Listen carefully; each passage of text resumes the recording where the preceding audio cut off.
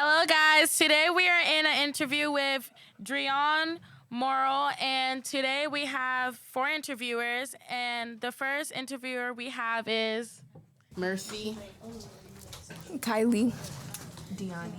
and Lenji, your host. And we're going to be asking questions since this is our first time meeting him. And who do want to start off with the questions? I do. Okay, the first question is, how did you first get into music? I first got into music. I started singing when I was 4 years old. It started off in church. My uncle is a drummer, gospel drummer, and he was one of the musicians in the church. A lot of my uncles and family perform in that aspect.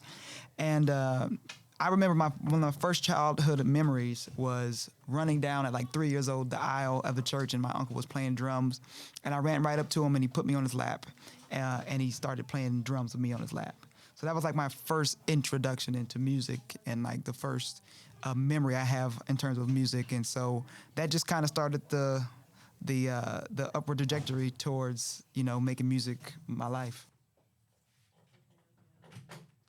The next question is, if you could describe your music in 3 words, what would they be? I think the best way to describe my music is inspirational. I like to say either energetic or electrifying.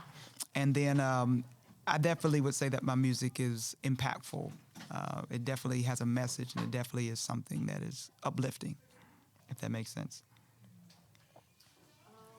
So one question is do you have any artists that inspired you the most throughout like your career or when you were coming up? Absolutely. So my holy trinity of what I like to call my holy trinity of musicians and artists is Michael Jackson, James Brown, and Prince. Those are my top all-time favorite artists. There's plenty of more, but those are the 3 that I modeled myself after. Do y'all know who they are? Yeah. I know Prince and Michael Jackson. You don't know James Brown? Oh, you got some homework to do. My question for you is, what's your favorite song you've made so far, or something you have done with something? Were you on a song before? So I have plenty of music out on, I've released tons of music. One of my favorite, I have a couple. I have 3. I'll say that. I have 3 songs. One of my favorite songs that I've released is called Happy Face. It's one of them. It's just really uplifting. It was just about, in times of just being in darkness and not being, able to find any happiness, put on your happy face, So that's a really great one. I have another one called Light It Up, which I do at the ends of my shows and performances, and I have the whole entire crowd pull out their phones and lights, and it's amazing to watch tens of thousands of people in front of you with their lights waving. That's one of my favorites, and because of that moment, it's become one of my favorite songs. And then the last song that I love is one of the newer songs I just released called Thank You for Loving Me. And it's really a song that can be interpreted however the listener wants to interpret it. But for me, it was a song to my family, to my supporters, to the people who have been with me along my journey, to just say thank you. I think that's definitely something that we're missing in today's world is gratefulness. And so I love that song because it's a way for me to express through music my gratefulness to my family and to my supporters. Okay, who inspires you the most? Who inspires me the most? Yeah. I have a lot of inspirations. I would definitely have to say my family, my kids, my wife. They are really the biggest driving force behind everything that I do because it definitely gives me the motivation and the reason to get up every day and to go as hard as I do to make sure that they have a life that I didn't have. What keeps you motivated when things get tough? I would have to go back again to my family. I definitely feel that, well, I would say this too. As a child, I was in the foster care system. And being in the foster care system, I really had a difficult time finding positivity. people that were, that would believe in me, believe in my gifts, believes in my music and everything that I wanted to do. It was really hard to find that. And so for me, a driving force for my motivation was music and proving people wrong that, I wasn't going to end up on drugs or end up in some kind of gang somewhere on the streets or in jail or whatever, like I was being told I was going to end up. I actually was able to do the complete opposite of that. So I definitely find that is also something that gives me motivation too. If you weren't making music today, what do you think you'd be doing? I wouldn't be doing anything. Since I was little, music is what I wanted to do. I really can't see myself doing anything even remotely different than music. Even if it was just teaching or something of that nature, it would still be music related because I don't do anything else. My question for you is, do you ever produce songs? Are you a type of person, are you more of an artist, or are you an artist, you would produce songs for people, create beats, you get called in the studio, something like that? So, that's a good question. Actually, I definitely consider myself an artist. But throughout my career have had to basically, do everything myself. I had to kind of be my own support system. So I learned how to produce, I learned how to write, I learned how to play instruments and all those different things. So I also have the ability to do that. And when I graduated from Berklee College of Music, and so my degree is in songwriting. So I've had to, learn the skills of being able to write and be able to produce. So I can produce for other artists. I have produced for other artists, but a lot of my stuff, my own stuff, I produce myself. But I still would consider myself in the artist position. I want to be in the seat of the artist. Okay, if you would perform anywhere in the world, where would it be? That's a good question. That's a really good question. I will have to say I would love to perform at the in Australia. What is that? What is that? Does anybody know? Is it the Sydney Opera House? Is that what it is? I would love to perform at the Sydney Opera House in Australia. That would be an incredible opportunity. I've had some great opportunities to perform all over the world, but that's one that's still on the list for me. Why is that? It's just, I've seen all of the architecture and how amazing it is in movies and things like that. It's just one of those things I've always wanted to do. So, and plus some of the other places that I've wanted to perform, like the Grand Ole Opry in Nashville. I've performed at the TD Garden and Gillette Stadium and a whole bunch of different places. So some of the places that I've already performed at, I've been able to check off my list. And so that's still one that is still on there for me. If you could work with any artists that are alive, who would it be? You said dead or alive? Absolutely Prince.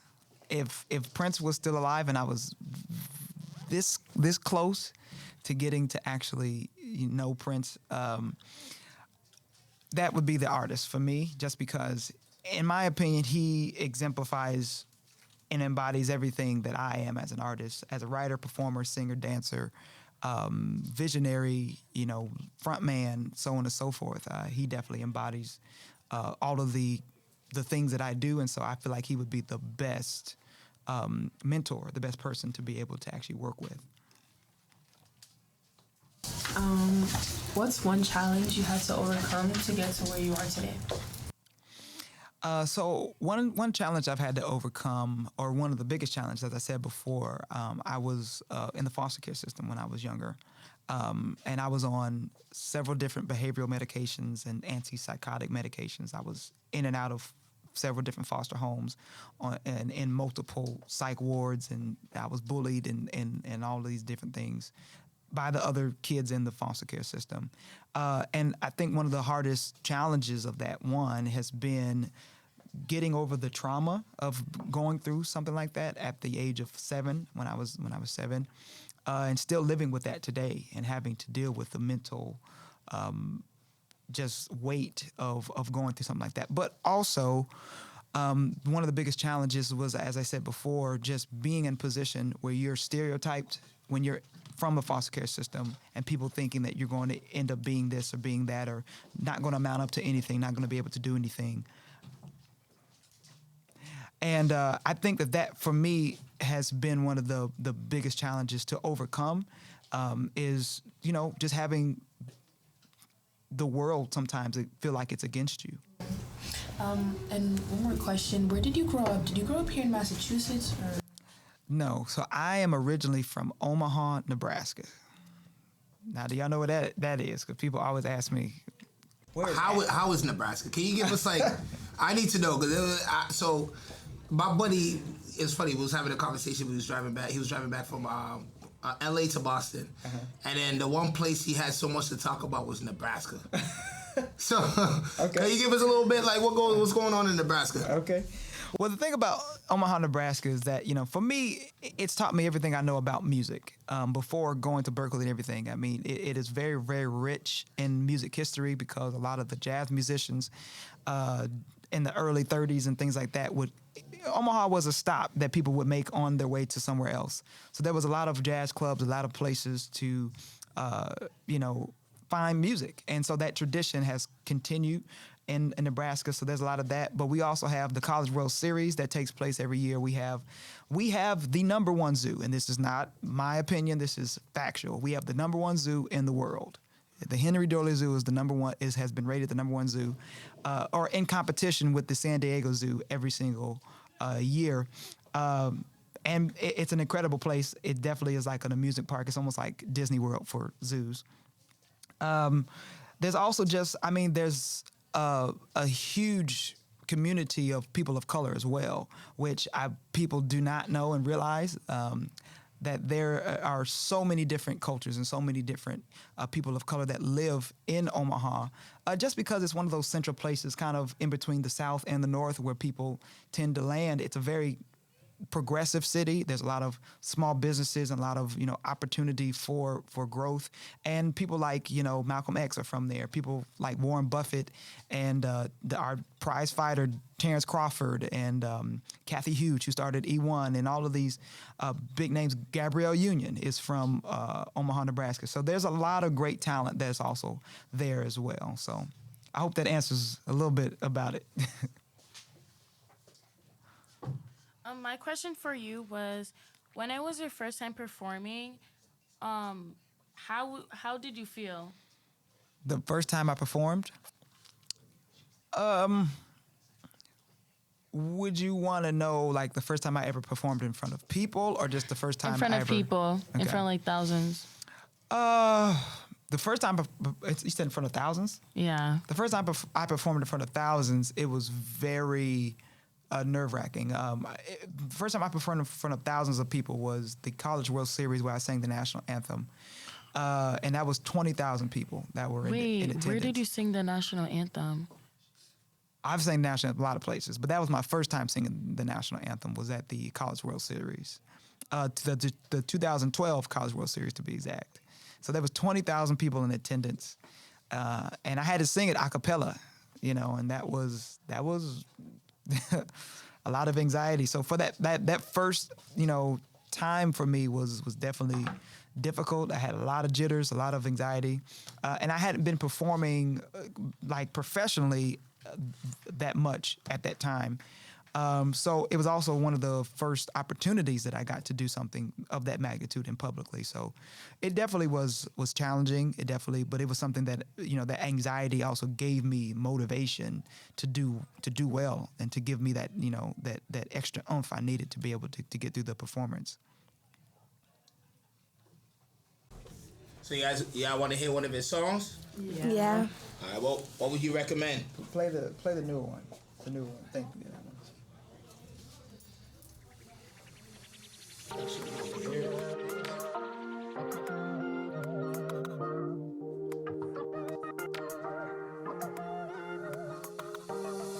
When I was alone, nowhere to go, you opened up your heart and I found a home. And after all this time, when you should have said goodbye, you never left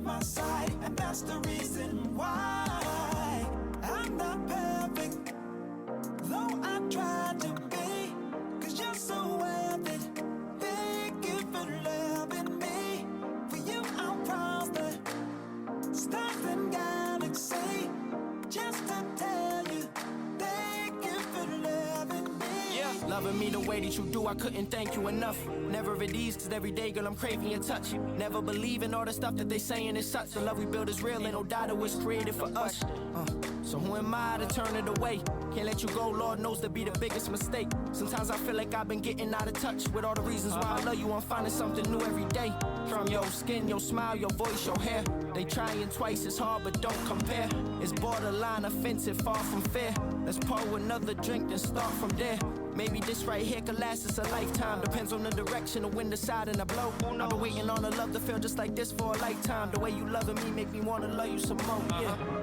Make me wanna love you some more, and just a little bit more, I'm not perfect, though I try to be. 'Cause you're so worthy. Thank you for loving me. For you, I'm prospered. Stop and galaxy. Just to tell you, thank you for loving me. Thank you for loving me.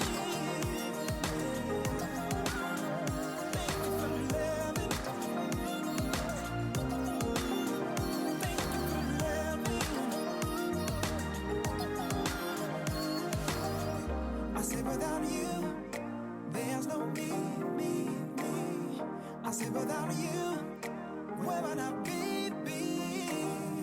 I say without you, there's no me. There's no me. I say without you, where would I be?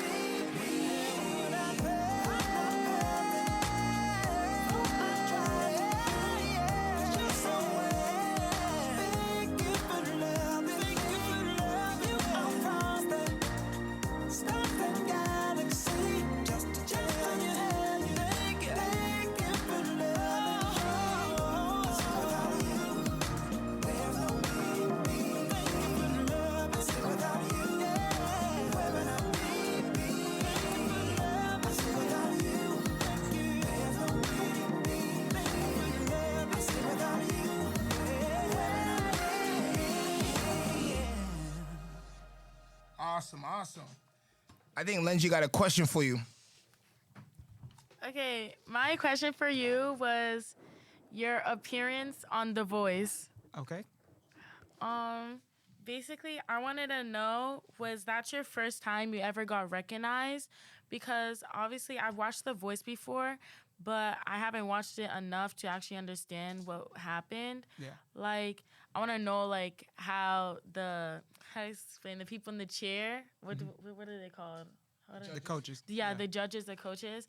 I wanted to know how the judges, the coaches were with your voice and, like, just the experience when you got on. Right.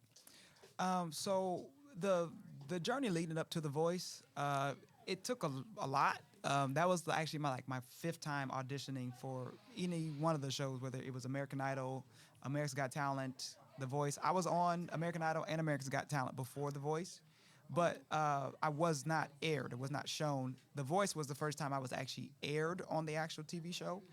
And that was an incredible achievement for me because it was like I finally actually got on the show and actually was shown and got the recognition that I wanted to receive.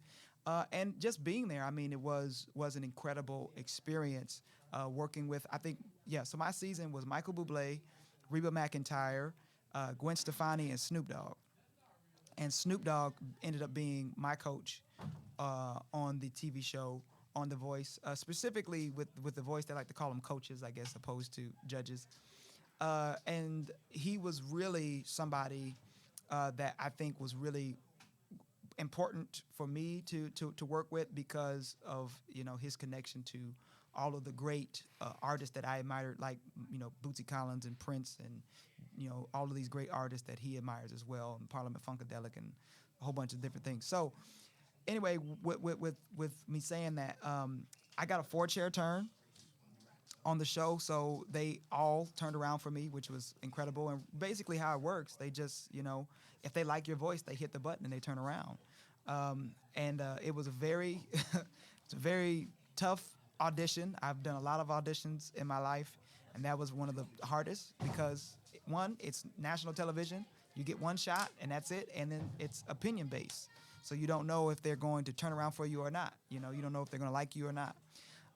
And one of the cool things about it is I got to perform Shining Star by Earth, Wind & Fire, which is a band that I also tour with and open up for. I've been touring with them for the past 5 years, opening for them. So it was a great opportunity to pay tribute to that amazing group. You all know the song September? Do you remember 21st night of September? That's the band Earth, Wind & Fire that I tour with. And they, you know, so I performed one of their songs on the show. So the fact that it was received and that it was, you know, shown all over the world and that people all over the world have recognized me because of it has been amazing and humbling. One question before we move on from the voice talk, but I was gonna ask, like, how do you like sign up for it? Like, do you just basically like get a piece of paper and it's like, oh, I want to do it? Like, do you get picked? Do you get chosen? Like, how's that work? There's a few different avenues, and I've taken all of the avenues. Probably the most easiest way to audition is just to go online. To the Voice website and fill out the application that they have on there just to audition for wherever the next season is coming up. That's one of the easiest ways, but going that direction, then you have to go through all the casting producers and all the people before you even get to the TV show and get to LA and all that stuff. There's a whole bunch of rounds and stuff like that that you have to go through, a whole bunch of people that have to approve you, and it's a very long and crazy process. So that's the easiest way to audition, but it's not the easiest to travel. The way that I was able to get on the show is that I had a relationship with a casting producer, and basically with casting producers, they scour the internet looking for great singers and people that they think are good fits for the TV show, and they reach out to those individuals and say, hey, do you want to audition for the Voice or for this upcoming season of this TV show or whatever? And that is how I basically got on the show. At the time that they originally asked me, I was in college, I was in school, so I wasn't able to do it. I wanted to finish school and get that out of the way because I was on a full ride scholarship and didn't want to mess that up. But I kept that relationship and reached out when I was ready, and they said, great, let's do it. Let's put you through the process. And so I got to skip some of the other stuff, but I still had to get approval by certain people and certain, but having that relationship with that individual helped me actually be able to kind of get past some of the preliminary things and go straight to LA opposed to having to be approved by everybody. Okay, if you weren't making music, what would you be doing right now? So the thing about it is that, even what I was saying earlier is like music is just a part of my DNA. It's just like a part of what I do. I don't see myself doing anything other than music, but if I wasn't doing music exactly, I would be doing something music adjacent. So maybe, teaching music, or maybe I would be, on the, music, a business side of things in terms of like A&R, working with artists and, things of that nature. To me, my world has to involve music somehow, some way, somehow, shape or form. What's the best advice someone ever gave you? Oof. I've received a lot of advice. I will say this. I think the best advice that I've ever received is, no matter where you are, no matter where you go, no matter what you do, always treat people with kindness. I don't think people hear that enough and are aware of that enough. Just the simple fact that we are all human beings having the same experience, living in the same world, sharing the same oxygen. And it's important to know that, we all deal with a struggle, whether it's the same struggle, similar struggles, or different struggles. Regardless, we are all trying to make it in this world. So it's just important to be kind and to be respectful and considerate of each other. So this is gonna be like a game, but it's basically called Song Association. Hey, so okay. The rule is we're gonna give you a random word, and you have 10 seconds to either sing or rap the song. Uh-oh. I am not good at this game. We're gonna try it. Let's do Dream.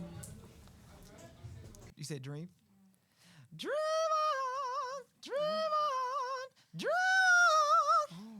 I actually use that song to tell people how to say my name.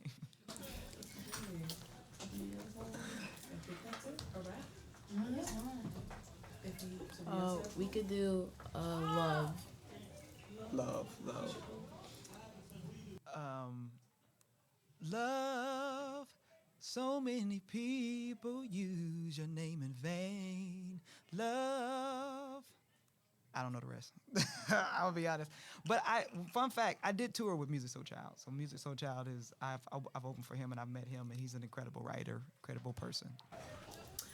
Okay, so Yeah, I think we're all set. yeah.